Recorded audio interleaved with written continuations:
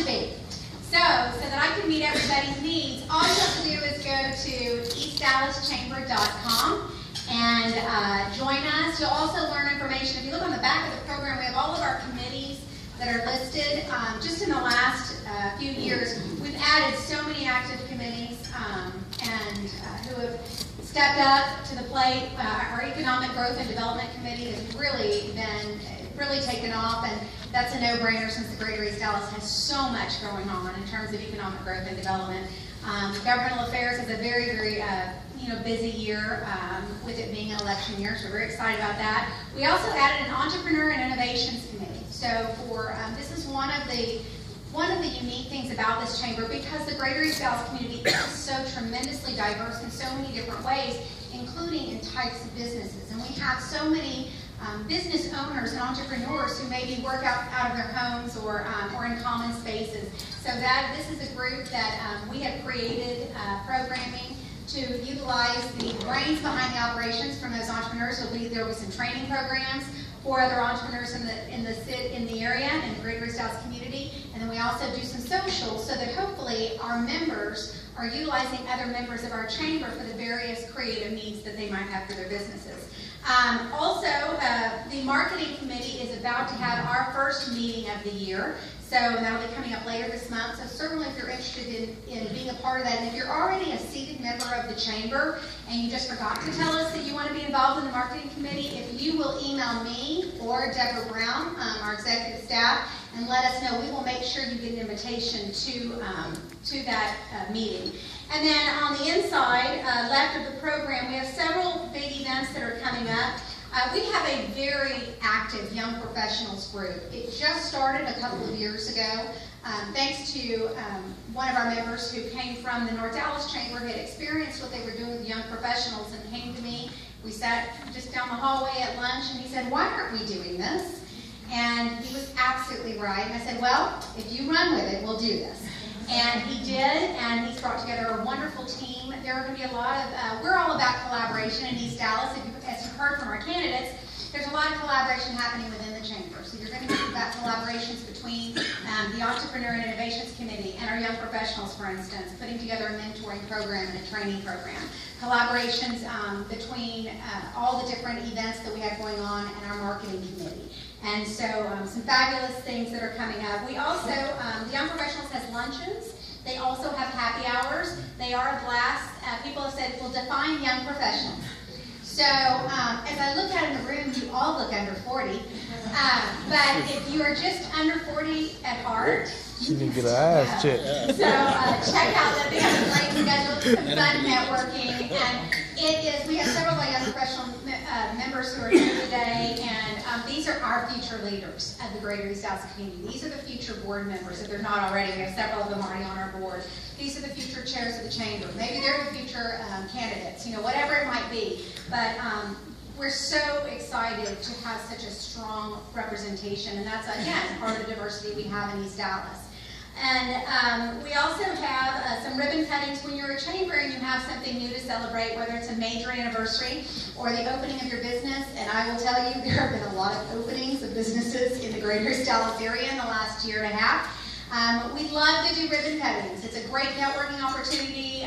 Several of our members, as well as our ambassadors, all attend. And we get to help you celebrate bringing your business to the community. And that's one of the most exciting things that I've seen in my tenure here for the last year and a half has been the creation of new businesses. And it's a great, when people ask me about our chamber, it is a great melting pot of a handful of big businesses and a whole lot of small businesses. And the beauty of that collaboration there is that even our big businesses live local. And some of you have probably heard the whole Live Local East Dallas thing. That's how you make it in this community. And we're so excited that anyone who wants to come into our community and who wants to be a part of the business community and who wants to live local. Because we really are about the eat local, play local, spend your money locally, live local, and all that good stuff. And then the chamber, probably our biggest, brightest, most exciting event of the year, and we have lots of them. These monthly luncheons are certainly exciting from month to month, but that is our Economic Summit. And so in October, we will again have our annual economic summit under the leadership of Bulldog Cunningham, who we met earlier, and his fantastic team. We sold out last year. In fact, we sold out close to like 2 weeks before the event actually happened.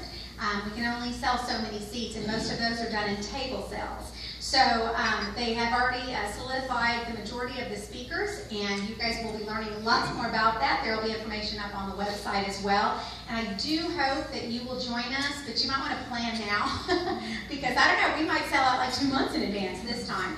But that is a very big event for us. It will sell out again this year. I have heard about who some of our speakers are, and it's going to be another fantastic one. We also, at that point, unveil and pass out to everyone who attends our Economic Summit our Economic Development Brochure. And that is something that not only includes a directory of our members, which is always wonderful as of that date, because it changes daily these days, but it also gives spotlights to the various communities that we have throughout the greater East Dallas area and the exciting things that are happening. So economic growth, development, new businesses, new partnerships, new collaboration. We spotlight our great education, because one thing we all know about greater East Dallas is it has a little something for everyone, and that includes whatever your educational tastes are for your children or your grandchildren. We have it in greater East Dallas. Our luncheon for this next month in April will be our healthcare. We have a healthcare themed luncheon. So thanks to Denise, and I know Tammy's here, Tammy Vines, Juliet Fowler, Denise Aker-Phillips, CC Young, Truchet is helping out with Doctor's Hospital of White Rock Lake. We are going to have a fantastic luncheon. It's going to be a panel, and again, that will be here, and a lot of fun for everyone who is in attendance. You will want to RSVP early, and I'm just happy that it's not going to run into spring break. So this was a killer for this one. Am I missing anything? Deborah, am I missing any announcements? Be good. Right, thank you. Should we hold hands and sing Kumbaya? I mean, really? Yes. You can go ahead and announce Jimmy Copper, former head of... Why don't you are Bulldog, why don't y'all announce it? I would love that. They're letting, this is what happens when you're ahead of schedule. Somebody lets out secrets about who your speakers might be for Economic Summit. Really? Wow. Who wants? It's Bulldog or Mary? Come on, Bulldog, go. Come on, Bulldog. Go, Bulldog. Come on, Mary. I was just going to say that one of the speakers for the Economic Summit will be Jimmy Capra, former head of the DEA. If you haven't ever heard him speak, you are in for a huge treat. Yes. It'll be great. And that's just one. We'll have a total of 4 or 5 speakers throughout. We'll have the incoming city council people from District 9, 10, 14, which will be a real treat for us, because we'll have the 2 new ones, plus we'll have a veteran that will maybe lead the pack for us in Bill Kingston. So we're looking forward to whomever is representing those 2 districts. And then we will have Cheryl Hall of the Dallas Morning News to give us an update on all the real estate positions in the Dallas Metroplex. So you're in for a treat, and be sure you get yourself a spot, because it will be sold out. So thank you very much, and we look forward to seeing everyone at the Economic Summit. Great event. Thank you. I do also want to announce that for all of you candidates and for Mr. Jeffers who are participating today, a book has been purchased and donated to the Dallas Public Library in your honor. And I'm going to echo what Jerry Allen said. The thanks is for you raising your hand and saying, I'll do this. Because a lot of people have a lot of opinions. A lot of people say we should do this and we could do that. Very few people actually are willing to step up to the plate and say, I'm going to put myself out there, and I'm going to put my ideas out there. And as Jerry and Sheffy both mentioned, obviously we'll only have one person win the mayoral race, and we'll only have one person win District 9 and one person win District 10. But after hearing all of you, I hope that whoever does not have the most votes will still participate, will still continue to make a difference in the greater East Dallas community. Because District 9, District 10, District 14, we have to work together, and we are, the greater East Dallas is just the best area ever. And so I do thank all of you. for that. So I'm going to sit because I hear that our third candidate for mayor is here.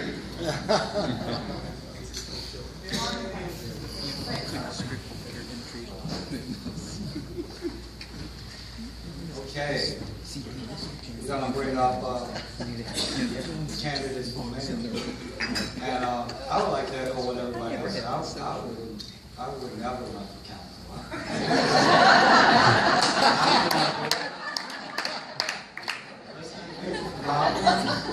The media? All right. Marcos Marquillo, come on up. He's age 60, he's a Dallas attorney. And Richard Sherry, 68. The oldest candidate, by the way.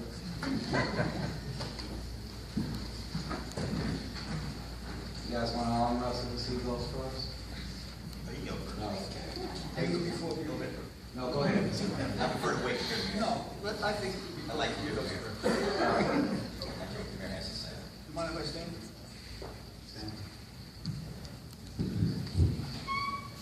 Happy St. Patrick's Day. Yeah. I forgot, Irish. I didn't wear any green, but I'm a kind of a prankster and a jokester, and I brought some food coloring, and talk about embarrassing moment. This didn't get on my shirt, on my hand, because I was going to offer green food coloring to your water, and then if someone wants to buy me a beer when this is over, I'd welcome the opportunity. My name is Richard Sherry. I'm a licensed professional engineer, grew up and was educated in New York City. I have a master's degree in environmental engineering. I worked for Fortune 500 companies. I worked in New York and then California. I was out there for 5 years and came to Texas 33 years ago. And it's been quite an education, experience-wise and politically. Politically, I got involved about 12 years ago. And I'm probably the most frequent speaker at the Commissioners Court, at City Hall, at DISD, and at DART. And it gave me a picture of what's going on. And the two subjects I'm going to talk about are, number one, racism. I think we know after what's happened this year that there's racism.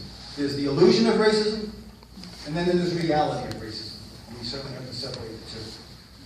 And the Trinity River, to me, there are many manifestations of racism in our city. The Trinity River, to me, is a manifestation of racism, one of half a dozen more.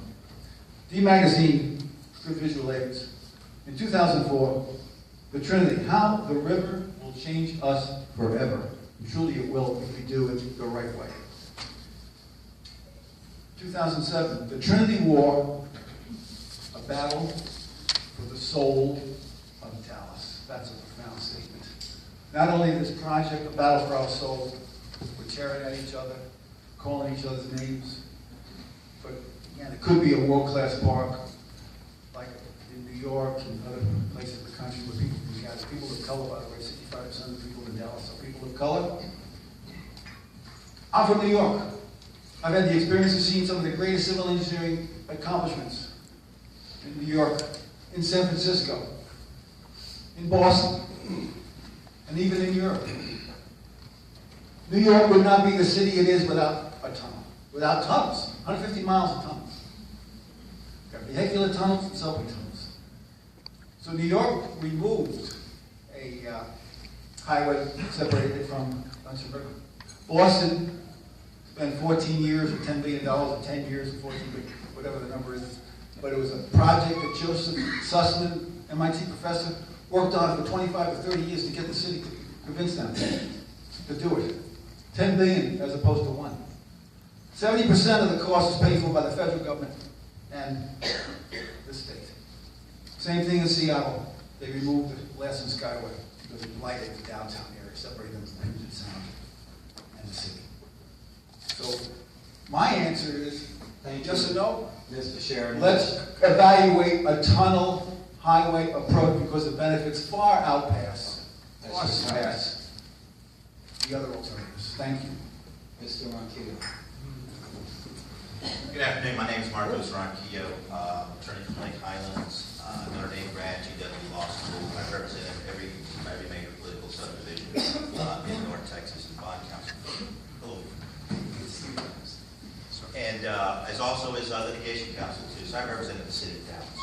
I represented DART. I represented DISD. I represented just by every superintendent going back to Linus, right? The issues really is regionalism. Are we going to become basically a glorified bus stop on the way to the suburbs?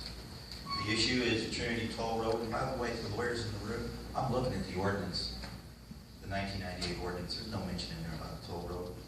There's no mention in there about a $1.8 billion project.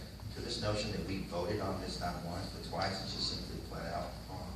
All you got to need to do is go to alternative 3C and look what was submitted to the Army Corps of Engineers and go back and compare that to what's told to the voters in 1998 to figure out what happened to that $246 million that our voters voted upon. What did we get for that? The second issue is the neighborhoods. I think it's very important that any great city is merely a collection of great neighborhoods. And every great neighborhood has a great local neighborhood school. You don't really need a Grow South program. You don't really need a poverty task force. That's like rearranging deck chairs on the Titanic. What you really need is to restructure City Hall. So its main purpose and its main focus is neighborhoods, dealing with potholes, dealing with infrastructure, dealing with basic utilities and services, doing the real blocking and tackling. Then you also create a super neighborhood organization that does a wrap around that cuts through the bureaucracy at City Hall so that you don't have these silos that basically delay commerce, delay construction, and delay economic development. By the way, City Hall needs a technological recall, by the way. It's operating in the 50s, essentially. So to me, if you take care of the neighborhoods, and I'm talking about a wraparound 360 type of program, the best practices are already out there. You don't need a task force. You don't need those recommendations. Everybody knows what needs to happen. How can you sit on a decade of decline in Dallas where, don't take my word for it, the middle class is slipping away? We're becoming more impoverished as a community. Dallas has the worst record in the country of any city over 1 million in population, with an increase of 38% of children living in poverty today. We have a 41% increase in poverty overall. We're not addressing those issues. Our middle class is slipping away. Why? We're not providing infrastructure. We're not providing neighborhoods. The second thing, DISD. Totally disagree with the mayor in terms of how we handle DISD. I've represented DISD. I've handled the desegregation cases, so I also handled Richardson's as well. We need a wraparound system with DISD, and it needs to be integrated with the neighborhoods. That's how you address poverty. That's your time, Mr. Montiel. Thanks a lot. And in Chicago, every great neighborhood has a school, church, and tavern. So, Mr. Mayor. May I ask, could you extend the time for us all? Please. I think can't. it's appropriate, but I can't. Mr. Mayor, Yes. Mike Robbins is your timekeeper right there. Thank you, and have a happy St. Patrick's Day, speaking of taverns. It's good to be here. Dallas is really in a very interesting place. I believe Dallas, these are the best times to live in the city of Dallas in its history. Let's go back to its 150 years. I'll argue that this is the very best time. It's in that situation because of our focus on the basics. This city council and the city council before has invested in public safety. Crime has gone down 11 years in a row. It has its lowest crime rate since 1966. Homicide rate lowest since 1938. Crime is down. Revenue is up. 48 months in a row. Sales tax revenue is up. Property value up. Our investment in the basics is there. 33% increase in our budget on streets. I'll tell you this, we got a lot of work to do. The question in government is not to say where you need to spend more. The question is what do you reallocate? And that's what these city council people do. every day. The essence of strategy is sacrifice. What are you going to sacrifice for? Maybe we need to have streets up 50% over the last 4 years. Or what are we going to cut? And those are the decisions that we're making. So those are the basics of what's happening. But there's a bigger question, and that is, what is our vision for this city? My vision is pure and simple, that big things happen here. Unabashedly, I believe in attracting more and more business, more and more tourism, more and more citizens back to the city. And I also agree that our schools are the linchpin of this issue. We've got to make sure those neighborhood schools are strong, but we have got to be intellectually honest with ourselves and say that we do not have the formula at this point, and we've got to work hard to do it. And that's why I'm out there pushing hard and long. Look, long story short, I could have taken my foot off the pedal if I will and kind of step aside from this. Mayor, I'm sorry. I decided, let's keep it going for the next 4 years. All right. Thank you. And thank you guys for being here. And good luck in May. Good luck to the council candidates. And thank you all for having me here. I had fun and hope to see you all again. Okay?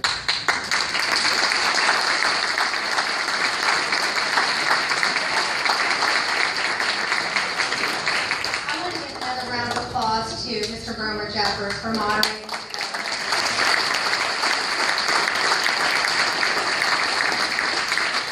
He's a rock star. I do want to again thank all of our candidates, to remind all of you that we have donated a book to the Dallas Public Library in your honor. Thanking you for your time today. I do want to play 60 seconds of a quick game, because we all have time, right? Who wants to go back to work? All right, so how many of you have seen the signs around East Dallas saying East Dallas is?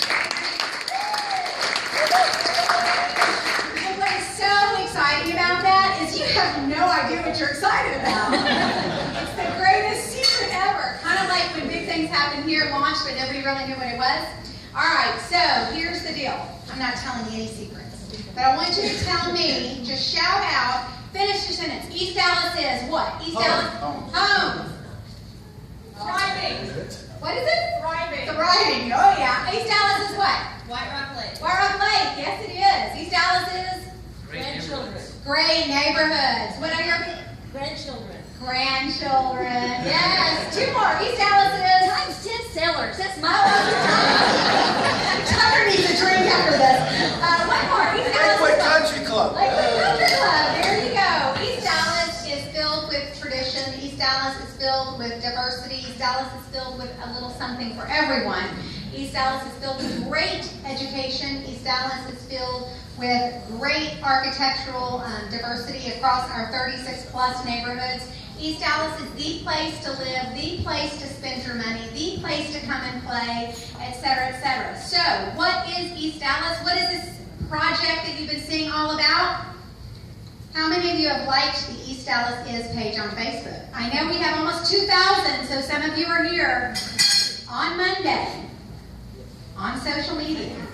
You will find out, because to me, East Dallas is a destination. East Dallas is a place where we welcome people from other cities and states to visit. East Dallas is a place where we welcome people who live in the suburbs, why I don't know, to come back into our community. East Dallas is a place, oh sorry, we're together. So I'm handing over to Mary. Thank you, Starla.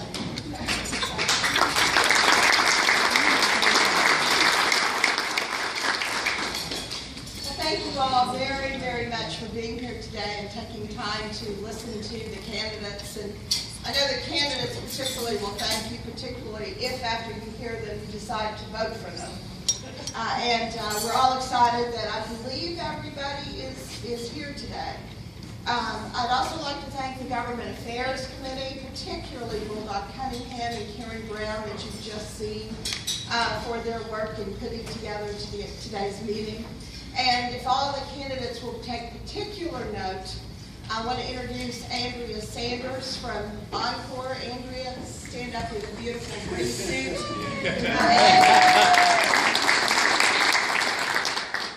Andrea has volunteered to be our timekeeper today. And the rules are pretty simple. Each of the city council candidates will speak for 2 minutes about why they're the best candidate. And then our moderator will ask each candidate 3 questions. The responses will be 1 minute. You'll have 2 minutes for the introductory comments, 1 minute for the response. When there's 15 seconds left to go, Andrea will hold up a sign, and then she will hold up a stop if you don't. And I guess Sheffy said, if you don't stop, I'll get out my city council hook. So, heard about that, it's pretty bad. I also would like to thank all of you for your participation in suggesting the questions. It was pretty hard. We had a broad range of topics. And there will be 3 questions. And then after the council candidates, the mayoral candidates will each speak for 3 minutes and tell us why they believe they're the best candidate for mayor of Dallas.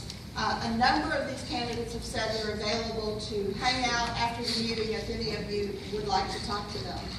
At this time, I'm going to ask the District 9 candidates to go ahead and come forward and take your seats. His age 47, he's a finance officer in his family business and a former park board member. Mark Clayton, if you'll raise your hand as I call your name. Darren, you want to raise your hand? Mark Clayton, raise your hand. It's age 42. He owns an insurance company in the neighborhood. Christopher Jackson is age 44, vice president of a development company. William Logg is age 62. He's a blues guitarist and a magazine distributor. And Sam Merton, age 38, spokesperson for a homeless recovery center and former mayoral spokesperson. So welcome all of you, and if you'll take your seats. I want to let you all know that over the years, I've had the privilege to get to know an awful lot of media people. And I'll tell you very frankly that one of the people that I really like is Grover Jeffers. Grover works tirelessly, and I know this from my experience at City Hall. He works tirelessly to get the facts, and he's always very truthful. With Grover, what you see is what you get. He's just the kind of guy you want to sit down with a barbecue sandwich and beer and talk through a really important issue. Grover grew up in Chicago. He was once a lead singer in a gospel quartet. He's a graduate of Howard University with degrees in journalism and political science. And if you ask him if he had some spare time, what would he do? He'll tell you that he'd like to sit on the bleachers at Wrigley Stadium, watch the Cubs play, and play in a poker game at the same time. He's been a political columnist with Dallas Morning News for a number of years, and he's also a featured spokesperson on the Sunday morning Channel 8 program called Inside Texas Politics. One of the brightest, most straightforward journalists you'll ever find, someone great to talk to. Let me introduce Grover Jeffers.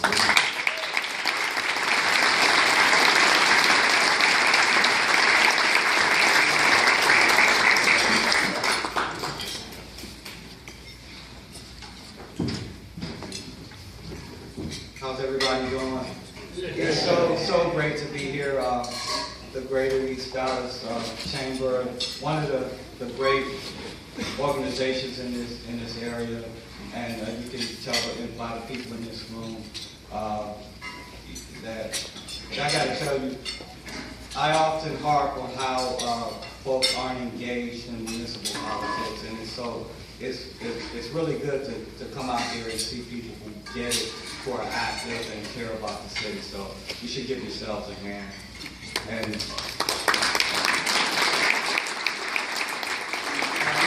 before I get started, I want to say thank you to Mary Potts. Mary is so great to work with, and she has the distinction of being part of the first city council I covered when I got here to Dallas. And they didn't get paid, they got $50 a meeting. But they got a free lunch. Well, the Chef Hank would make lunch after the morning session. And the council would get together with the mayor and have lunch, and they would invite the meeting. I got to tell you, some of those luncheons weren't always harmonious. And you had Laura Miller and Ron Kirk and Barbara Caroway in there mad about something that happened earlier. But those were fun times. So let's get started with the opening statement. We're going to go in alphabetical order. So first up will be Darren. Good afternoon. First of all, I'd like to start off by thanking Mary and Darlene and the Chamber for putting this on, and for everyone attending. It's great to see so many faces out there, and great to have you involved in our districts 9 and 10. I am born and raised from East Dallas. I grew up here, riding bikes, playing sports, going to school, doing all the fun things that kids do all over East Dallas. I went to Texas Tech University, and then eventually got my MBA from the University of Texas at Dallas. I started an ice company with my family in 1990. So I know what it's like to make a payroll. I know what it's like to wear a lot of different hats that a lot of people in this room do. I sold the company and joined Ready Ice, and also now know what it's like to have a lot of people report to you, have P&L responsibilities, and cascading objectives. So I know what it's like to be on both sides of the fence. I don't know which one's better, but the experience is valuable. My wife and I moved here in 1996. We bought our house. We still live in the same house that we purchased in. We've remodeled a couple times, but we've been engaged in the neighborhood, love the district, and love all that it has to offer. How I got involved in the city, I was involved with a lot of neighborhood programs from the ENP, VIP, and the neighborhood association, from beautification projects to sporting events and such. But one thing that got me involved was in Lakewood Park. We lived in one of the oldest areas in Dallas, and there was no pedestrian access to one of the greatest assets in Dallas, if you ask me. So we created, with the community, with working with Mary Potts and Gary Griffith, and we were able to build a pathway from Lakewood Park to White Rock Lake. From there, I'm getting my 15 seconds. From there, that gave me opportunity to work on the park board. Lots of great experiences. I've worked with many in this group. I'm a collaborative style of management leader, and I look forward to speaking to you more. Thank you very much, Mr. Clayton.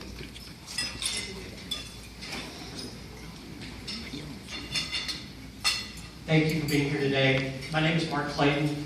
My wife Kelly and I have lived in the district since 2003, first in Lockwood, and now we live in Casa Linda.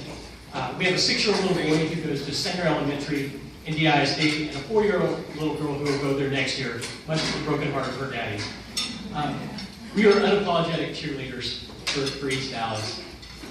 We're members of the Casa Linda Neighborhood Association. I chair the Sanger School Carnival. I'm a member of the North Texas Crime Commission, member of this chamber, and also the GLPT Chamber of Commerce. My wife and I also started a food pantry at our local school that serves about 3 dozen families of DISD students every week. And that's something I think I'm the most proud of, because that's a win I see every time those kids come to school on Monday. I'm running because I want to change the culture of City Hall. And I want to change it from a top-down perspective of where they tell us what we should have to a perspective of where they listen to what we want. Dallas has the opportunity to be a great city, but you can't be a great city if you give up your best jobs and your best people to the suburbs, and then you're paying your park plans to help them get there just a little bit quicker. I think the only thing that matters is quality of life. Good streets, good schools, good parks, robust public safety. That's what people want. I think what you guys should want is somebody who reflects your values. I choose to send my kids to public schools, so I understand the challenges and opportunities that go with that. I also am the only one who advocates for transparency and change at City Hall. And I have to support the 3 council members, Bill Kingston, Scott Griggs, and Adam Grotto for that, and former councilman Angela Hunt. I want to bring change and transparency to City Hall and tell the city manager that enough is enough to listen to what we want. Thank you. All right, Mr. Jackson. Thank you very much. My name is Christopher Jackson. I've lived in East Dallas for 17 years. I'm married. I have 3 children, ages 14, 12, and 8. I have a very busy household. I live in the Old Lake Highlands neighborhood, which is right by Norbuck Park. I love the lake. I run out there several times a week. I love to run. I love East Dallas a few times. I'm a member of the Dallas Arboretum Board of Directors, also the White Rock Conservancy Board. April 2nd, they are having a big race, fundraiser. I encourage all y'all to come out and support it. I was also a member of the Coastal Affairs Commission. I was the vice chairman. Those are the ones that do public art in the city and support our arts. When you hear about how we're going to support our arts, that's the way that Dallas is done. If you've been out to Love Field, you've seen the mural, you go in and check in. That's what they do. I believe in the arts. I also believe in our parks. That's why I'm on the Arboretum Board, Conservancy. Let me tell you about my business. I am with Wynn Jackson. We're a development firm. I'm the principal there. I'm the one that deals with government relations. So I go to every city, talk to the city council, talk to staff, move projects forward in land use. I am an expert in land use. I'm looking at East Dallas, especially Ferguson Road, Garland Road. There's some areas that need some help. That really need to be looked into. We need to look at tips over there. You see some areas where there's used tire stores, catty corner. We need to help these businesses perform so that we can have more members of the Chamber of Commerce. In my business, we deal with very complicated projects. I deal with balance sheets, budgets, construction. I know about infrastructure. It's going to be my call here. And that's it. Thank you. All right, the blues man. All right. The time we're going? All right, I'd like to thank Bill Cunningham and the Lakewood Chamber of Commerce for inviting us to speak here, all of us. I'm Will Log. I'm a homeowner. Me and my wife, Marge Ragg, over here, have lived in the district for 30 years. I'm a vet. I was drafted 3 months before the end of the Vietnam conflict, served with the Engineer Division at NATO War Headquarters, Second Time, Germany. The primary function of the Engineer Division was the logistics pertaining to the movement of nuclear weapons throughout Germany. After I got out, I thought, I'm going to, like typical citizen, get a Harley and travel across the nation, but instead I bought Johnny Winter's old inverted Firebird guitar and got an old van and booked some jobs, got some members, blues members, and toured across the country. We released 4 albums. We played at the Montreal Jazz Festival in 1989. We played 3 consecutive Sacramento Blues Festivals, and then after getting tired of being on the road for so many years, I worked at the Dallas Observer for 5 years in circulation and worked with the Paper City magazine as products distribution manager for the last 11 years. My main concern for District 9, and District 9 encompasses all of Lake Ray Hubbard. Lake Ray Hubbard right now is 7.3% height, and we have a 2.1% influx of population. So I would address that with the Dallas water utilities about bringing that level back up. Also, we need a brownstone, Stony P style hotel in this area. If you're in Los come in, and my first one is Preservation of White Rock Lake and White Rock Lake Bird Sanctuary. Thank you. Mr. Martin.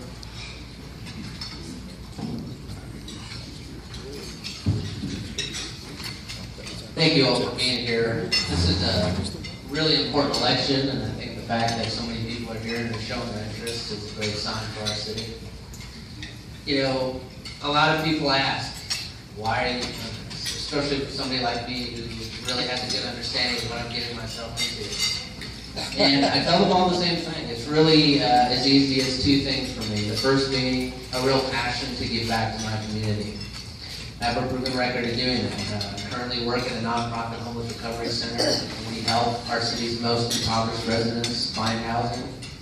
I'm a mentor to a 14-year-old boy through Big Brothers Big Sisters. I'm a member of the Genesis Women's Shelter Men's Auxiliary Board, where I speak to young men about teen dating and raise awareness about domestic violence.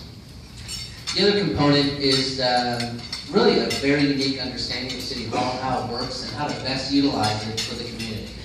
I was an investigative reporter for almost 5 years, covered a lot of major issues in the city. I covered the Toll Road debate, I covered the Convention Center Hotel referendum, I covered the Leopard election, the Rawlings election, the Don Hill trial, which was a 3-month-long corruption trial. I know a lot about the city, and again, how to use that to really be a good advocate. You know, there are 6 open seats this time around. 9 and 10 are 2 of those. We've got an opportunity here for East Dallas to have somebody who can lead from the beginning. I've seen a lot of council members come in and use their first term pretty much figuring out the road, figuring out where the bathrooms are, so to speak. And I didn't know those things. So I think it's really in our benefit to have somebody who can lead again from the beginning, somebody who can navigate the bureaucracy at City Hall to be a great advocate. And I hope to have your support on May 9th. Thank you. All right, thank you. Thank you all for those opening statements. Now to the questions and opening statements. I appreciate certainly being here in the chamber, having this forum, and this opportunity to meet all of you. I also want to say thank you real quickly. I have my wife here, my bride Lacey, who is here, and Paul Clozier is my secret weapon. My mother is also here next to Lacey. It's a family affair, and my grandfather will be proud. My grandfather was sitting in his class when word of Pearl Harbor came, and he closed his book. He hitchhiked. He jumped the train and went and enlisted and continued his service for 27 years as Lieutenant Colonel in the Army. And the most important part about that is he didn't go pack a bag. He didn't ask his mother, say bye to his family. He just went when the call was made. And that's the same mentality I've had in my service to this city. It started almost 10 years ago when I had the opportunity to take my law degree and go to community prosecution. And I didn't know what community prosecution was, but I knew I could plug in to the neighborhood and empower the community and find a way to get accomplished what they needed, to clean up the streets, to work on illegal group homes, to work on complex litigation issues. And it was the same call that came when the mayor said, come help us grow south, come work on economic development in Southern Dallas. The same call when he said, I need to get my chief of staff, let's work on some of these additional initiatives and U.S. Conference of Mayors and all the events that have been going on for the last couple of years, dealing with Ebola. I've learned so much, and that is, I want to find out where can I serve next? How can I best be used for this community, for our district, for our city? And that's why I'm running. I don't think we have time. There's a, Martin Luther King called it a fierce urgency of today. We have to move fast. I am have a unique experience and qualifications to be able to hit the ground running at City Hall and to get accomplished what we need as a district, District 10, and working certainly with our partners and neighbors here in East Dallas and District 9. Thank you for the opportunity. Thank you all very much for having all of us. It's educational too to hear from the other candidates too. My name is Paul Reyes. We've lived in, my wife Claire and our 2 children, 6 and 4, 2 little girls. We've lived in Dallas since 2005, and we've been in Lake Highlands 9 years. We should know better, but we've served in 3 associations, 2 boards. I have enjoyed that in Lake Highlands. I first became aware and learned more about the community, East Dallas, as I worked for Senator John Corona from 2002 to 2005.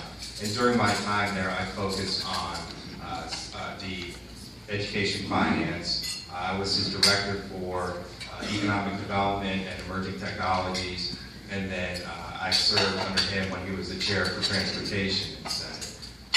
It was interesting, I saw in the program, I think it had my career stop at about 05, but I just want to assure you I have been working. So in 2005, I moved here, and I now work at Associa. I'm the chief legal officer there, and we are the largest residential property management firm in the country. By the end of this year, we'll have about 1,000 employees in the DFW area. And that being said, I think one of the things that separates me from the others in this race is the combination of both my service in the Senate and then of course working with the municipalities during that time, and also my business experience. From our business side, we work with about 800 municipalities throughout the country. And unfortunately, I have to say that at times, Dallas happens to be one of the more difficult, and that's one of the things I really want to focus on. Thank you. In my district, so I have, fortunately and unfortunately, I'll say, have experience in dealing with many municipalities and trying to get those formed.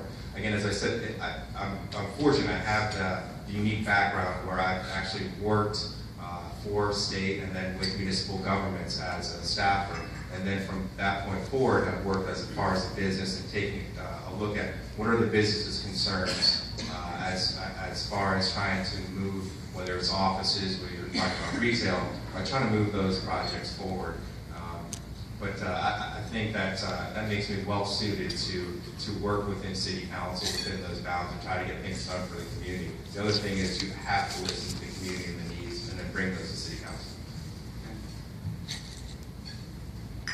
So almost 10 years of relationships, working with every single level of our city, every department, really focusing on how to make things better. And it's so important to have the relationships. I was, as the mayor's chief of staff, I was one of the first that I know of that was invited into all the small group meetings working with the assistant city managers where a lot of this takes place as well. Now, in East Dallas, we had an issue a number of years ago with group homes. And this was something that I started working on very personally and have been in almost every group home in this city since that point in time. And what we were able to do was not just deal and really eliminate a lot of the illegal problems that were going on, but we were able to put together an ordinance and not just get some of the ideas, but we're pushing that all the way through council, and it's something that's had a lot of impact. We're not done working on those issues, but that's been my job with the mayor, with the city attorney's office, and this is something I want to bring to the city council.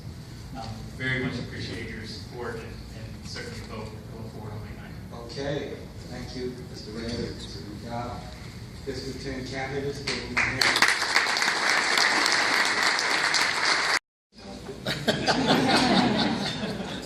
All right. Well, yeah, clear. Same question as before. First question: what are your plans to help increase retail and restaurant business in your district? Introduction. That's dangerous to give a politician a microphone. So he's only got 1 minute. But anyway, seriously, I would like to thank my district, District 9, for all the work they've done, because without them, I couldn't have done what I did. It was all because of you guys. We had some good things that happen. We had some things that a lot of people didn't like, but we worked them out. And we work together, and that's what it's all about, is being able to work with your district. District 9, I'm sorry, Jerry, is the best. You'll get this turn. But thank each and every one of you. Thank you, Doug, so much for what you're doing with the chamber. Without the chambers, things don't happen, because we can't do it all. But you guys, you make it happen. Thank each and every one of you.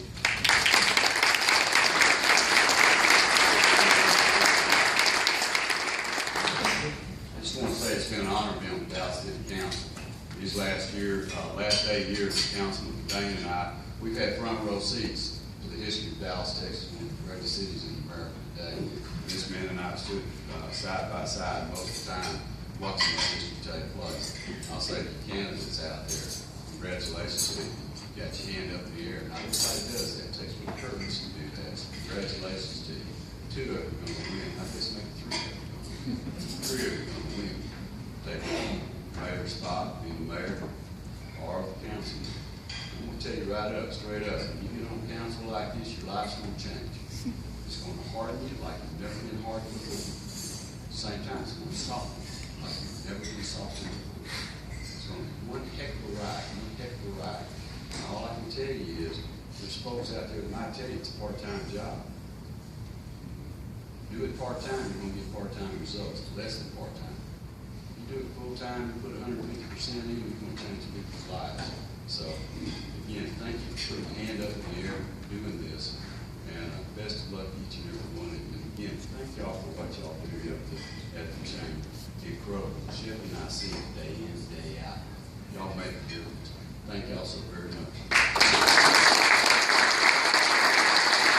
Hi, my name is Diane Gibson. I am a candidate for District 8 City Council, and I'm asking for your vote. Because why? Because I'm a candidate with a proven track record over 32 years. The DART rail system going up and down Count Wilson, that was us. Also, the teen curfew, that was us. Back to school drives, that was us. AC deliveries, that was us. Helping people find jobs, that was us. Helping the formerly incarcerated find jobs, that was us. Even recently with securing the exit ramp going on to Count Wilson, that was us. Also, in addition to that, you know what, helping people find ways to pay their bills, that was us. So you know what, there's a team that's been working for 32 years. I don't have to prove anything to anybody else. I have over 42 awards for the community service work that I've done in this community. And it's up and above what I get paid to do, because it doesn't require that. Grandparents helping grandkids, that was us. We was helping grandparents long before it was possible to help grandparents raising grandkids find relief by helping them with back to school supply drive, helping them with AC, helping them find ways to pay their bills, and also helping them at Thanksgiving, helping them at Christmas. That was us. We have been doing this for 32 years. Creating and collaborating with other organizations, that would be us. A team builder, that's us. Knowing all the chief of police in this city and surrounding areas, I've worked with them all, that would be us. Helping the homeless and disenfranchised, that's me. So I'm just saying now, I've been there for you for 32 years. 32 years I've been there. And now all I'm asking you to do is come out for me. And that is cast your vote for Diane Gibson, Dallas City Council, District 8, number 1 on the ballot. That's God. Good evening. My name is Gail Terrell, and I am running for the Dallas City Council seat for District 8. I am asking for your vote, your support, and your prayers. I have been an active volunteer with the City of Dallas for more than 16 years. For 8.5 years, I served on the board as a commissioner with the Office of Cultural Affairs. And just recently, for 7.5 years, I've been the Park Board representative for District 8. Of that 7.5 years, 18 months of that was as the Vice President of the Dallas Park and Recreation Board. Originally, when I took over the seat of the Dallas Park and Recreation Board representative, I was responsible for 41 parks, recreation centers, and green belts. I ensured that every last one of our parks had at least minor amenities added to it. Just recently, I have been instrumental in getting a new Singing Hill Recreation Center in District 8, which is the first new recreation center in 10 years. In addition to that, it will have an aquatics facility, and it's adjacent to a DART rail station. This is 3 different entities in one place. I understand City Hall. I know City Hall. I am asking for your vote for the Dallas City Council person for District 8. Can I count on your vote? I am number 5 on the ballot. Again, my name is Gail Terrell, and I need your vote and your support to bring me to City Hall, because more voices means better neighborhoods, and I can bring about that for you. Hello, my name is Eric Wilson, candidate for Dallas City Council District 8, and I'm running because, first of all, I love my community, I love my district. I'm passionate about the opportunities in District 8. District 8 is unique. Right now, it's a critical time for District 8. I feel that I have the leadership qualities to be able to make that happen, based upon having been a plan commissioner for the City of Dallas, having served on the Housing Finance Corporation Board, and recently served on the Community Development Commission. I have the experience, the know-how, the background to be able to deal with the issues and to know the district. District 8 is 56 square miles. From west to east, it grows from urban to rural. District 8 is unique in that we have every form of education known to man. We have a public school, UNT Dallas. We have a private school, Paul Quinn College. We have a junior college, Cedar Valley. We have 5 high schools. We have Carter, we have Wilma Hutchins, we have a Macefield Smith, we have Kathleen Gilliam, and we have Seagerville, and plus a host of other charter schools in the district. So we're well educated. But one of the things that we don't have public housing in terms of a diversified housing. We have a lot of starter homes, but we need more higher income homes ranging from $200,000, $300,000 up to $1 million homes. Why is that? Because we have the opportunity, meaning that we have the land. We also have to develop the areas around our assets. Our main asset in District 8, which makes it unique, is the inland port. We have to develop the areas around inland port, as well as the areas around Southwest Center Mall, which we're at right now. This is one of our major assets, and around UNT Dallas and Paul Quinn. And newly coming is the golf course. So those are key areas that will bring jobs, that will bring economic development to the area, that will bring in housing. We have the opportunity to bring in the middle class to Dallas. District 8 is great. Remember, my name is Eric, E-R-I-K. District 8 will be great with E-R-I-K Wilson.